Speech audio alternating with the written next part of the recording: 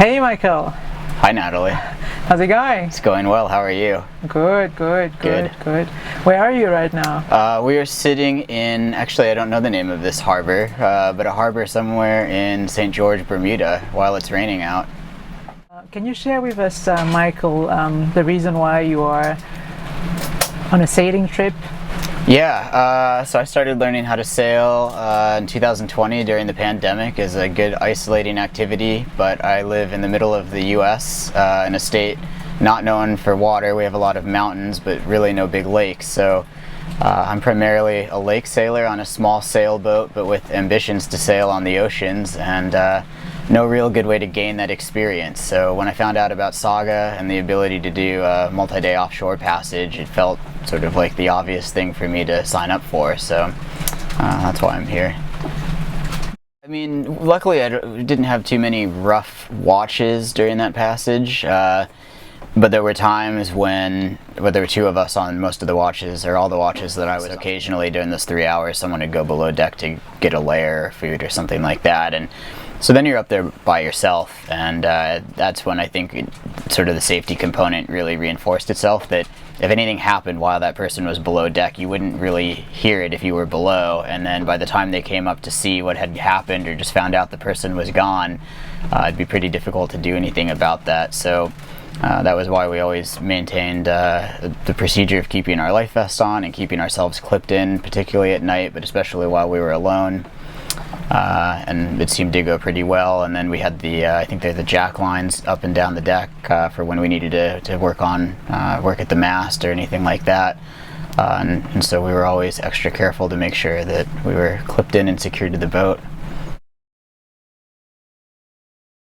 Yeah, I think for me a lot of what I learned was really what I need to continue learning more about. How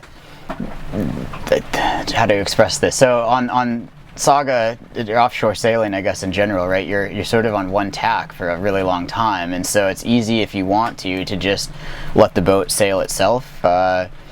When I was on watch, I guess we would try to trim the sails if they looked like they needed to be trimmed, and there were a couple times we had to go up to the mast to reef, and so every boat's different, and of course we had to learn about the way that you have to reef Saga.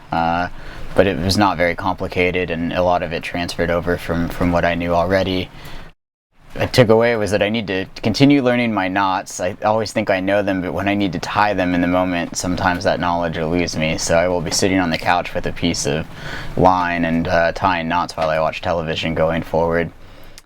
And I felt like I really got to sort of experience everything. We had rough seas, calm seas, seas that were basically as calm as anything I've ever seen in my life, and everything in between. You know, we had mostly good wind, a day without any wind at all, and then days with some light wind. I learned a lot about just life aboard a boat for a week. I've been on a boat for a week, but getting on and off. I've never been on one continuously, especially while it's under sail, and at first, I guess for me, it was a little bit overwhelming, where you think, oh wow, I can't believe this is how I'm going to live for the next several days.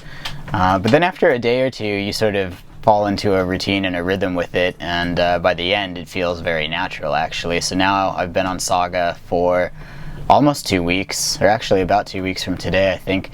And it now feels like home. I feel like, well, this is just where I live now, and everything feels very natural, and it's become sort of second nature.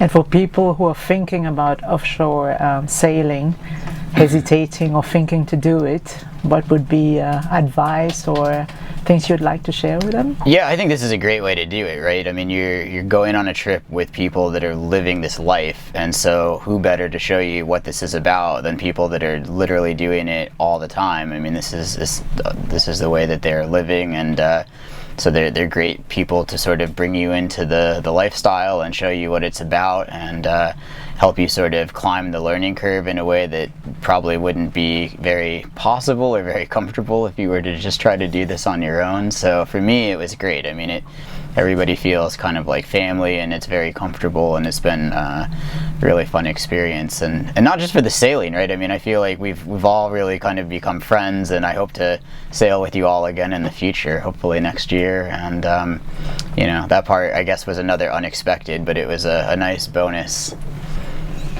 And on the theory side, Michael, I think you came for the practical sailing, and then I saw you doing the passage planning and putting maybe theory into practice.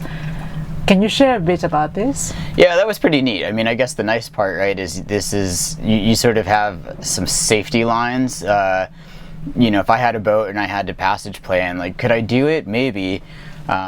I described, I think, to one of the other crew, like, I think I could have gotten a boat here from St. Martin, but it wouldn't have gone very well. I think I would have kind of gotten to port and just felt like, oh, I got away with something. So doing it with Skipper Chris kind of helping you work through the passage planning and showing you where you could make some improvements or things you haven't thought about is a great way to learn, but without having potentially the consequences of making a really big mistake that no one would be there to catch. So that part was really neat. I felt like I learned a lot from the passage planning, and gave me the confidence to feel like if I had to do that again in the future, I could do a better job at it. Thank you very much, Michael.